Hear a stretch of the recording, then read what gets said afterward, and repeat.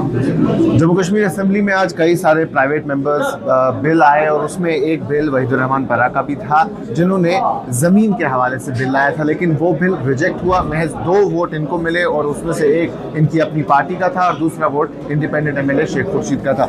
वहीद साहब, आपने ये बिल लाया था, क्या कुछ उम्मीदें थी, क्या कुछ एस्पिरेशंस थी इसके पीछे? हमारा सारा गर्ज देखिए इस 5 अगस्त 2019 के बाद जम्मू कश्मीर में ज़मीन को लेकर एक बड़ा खदशा है और people are scared that their lands are being taken.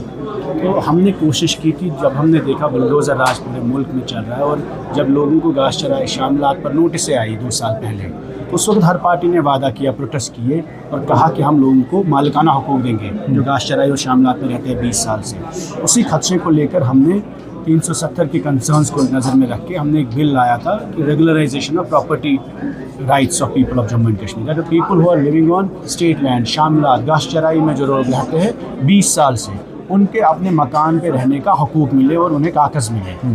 तो हमें लगा कि एक मुद्दा है, पब्लिक इंटरेस्ट का है और लोगों की आवाम का मुद्दा है, जम्मू कश्मीर के सारे लोगों का मसला है। तो हमें उम्मीद थी कि नेशनल कॉन्फ्रेंस हमें सपोर्ट करेगी, बट उमर साहब ने रिजेक्ट करके कहा कि लैंड ग्रैबर्स को हम सपोर्ट नहीं कर सकते। तो इस वक्त मरकज़ी सरकार लैंड टू लैंडलेस एक स्कीम चलाती है, हाउस टू हाउसलेस एक स्कीम चलाती है। जब आप नए लोगों को, लैंडलेस को लैंड देंगे और हाउसलेस को हाउस देंगे, तो जो 20 साल से अपने घर में रह रहा है उसको कैसे मकान छीनेंगे?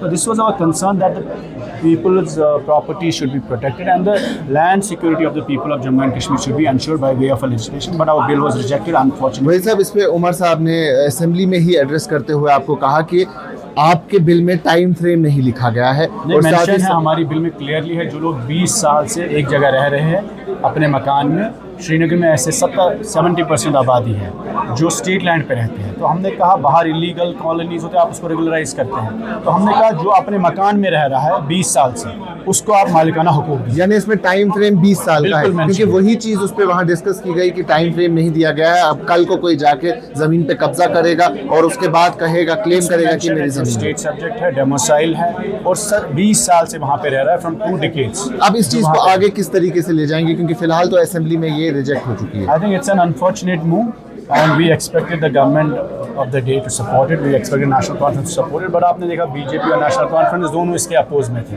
अनफॉर्चुनेट। तो एक और चीज़, क्योंकि हाल ही में आपने जो नेशनल कॉन्फ्रेंस को सपोर्ट किया राज्यसभा में, उसमें कंडीशंस भी रखी गई थी कि हमारे बिल को सपोर्ट थी कि हमें लगता था तहे दिल से हमने इनको मदद किया, हम डिफरेंट पार्टीज से, हमें लगा ये पीपल्स इशू है और पीपल वेलफेयर के बारे में उमर साहब ने कहा भी था that we will support any pro people bill. तो this is a bill from a party which has supported land laws before, तो we expected them to support and keeping in with the Is it a betrayal?